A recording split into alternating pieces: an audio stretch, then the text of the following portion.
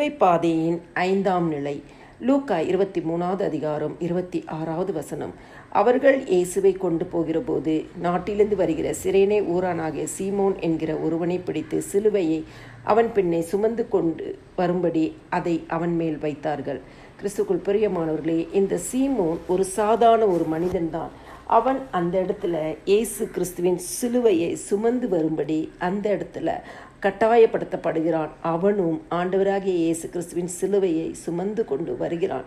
கிறிஸ்துக்குள் பிரியமானவர்களே, 1 கொரிந்தியர் 1வது அதிகாரம் 27வது வசனம் சொல்கிறது, ஞானிகளை வெட்கப்படுத்தும்படி தேவன் உலகத்தின் பைத்தியமானவர்களை தெரிந்து கொண்டார். பலம் உள்ளவைகளை வெட்கப்படுத்தும்படி தேவன் உலகத்தில் பலவீனமானவைகளை தெரிந்து கொண்டார். ஆண்டவர் இந்த சிமியோனை தெரிந்து கொண்டார். அவருடைய சிலுவையை சுமந்து கொண்டு வரும்படியாய் தெரிந்து கொண்டார். கலாத்தியர் 3வது அதிகாரம் 13-14 வசனங்கள் சொல்கிறது, மரத்தில் தூக்கப்பட்ட எவனும் சபிக்கப்பட்டவன் என்று எழுதியிருக்கபடி கிறிஸ்து நமக்காக சாபமாகி நியாயப்பிரமாணத்தின் சாபத்திற்கு நம்மை நீங்களாக்கி மீட்டுக் கொண்டார்.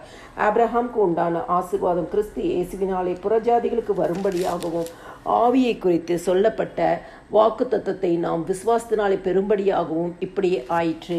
இந்த சீமோனை ஆண்டவராகிய இயேசு கிறிஸ்து தெரிந்து கொண்டார்.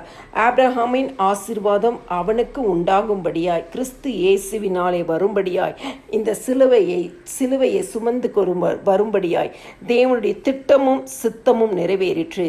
கிறிஸ்துக்குள் பிரியமானவர்களே, இன்னைக்கு இந்த நாளிலும் இந்த 5ஆம் நிலைமையை நம்ம கேட்டுக்கொண்டு இருக்கிறோம். இயேசு கிறிஸ்துவின் சிலுவை பாதையின் 5ஆம் நிலையை நாம் கேட்டுக்கொண்டு இருக்கிறோம். இந்த வார்த்தையின்படியே இயேசுவை நாம் விசுவாசிக்கும் பொழுது அவருடைய சிலுவை என்று சொன்னால் மாதிரியாக அவர் வைத்து போன சகலவற்றிற்கும் நாம் கீழ்ப்படிந்து வாழும்போது ஆண்டவராகிய இயேசு கிறிஸ்து நியாயப்பிரமாணத்தின் சாபத்திற்கு நம்மளை நீங்களாக்கிவிட்டு ஆபிரகாமுக்கு உண்டான சகல ஆசீர்வாதத்தினாலும் நம்மையும் நம் குடும்பத்தையும் நம் தலைமுறையும் ஆசீர்வதிப்பார். எல்லா துதியும் கனமும் மகிமையும் ஸ்தோத்திரமும் என் ஆண்டவராகிய இயேசு கிறிஸ்து ஒருவருக்கே செலுத்துகிறேன். ஆமேன்.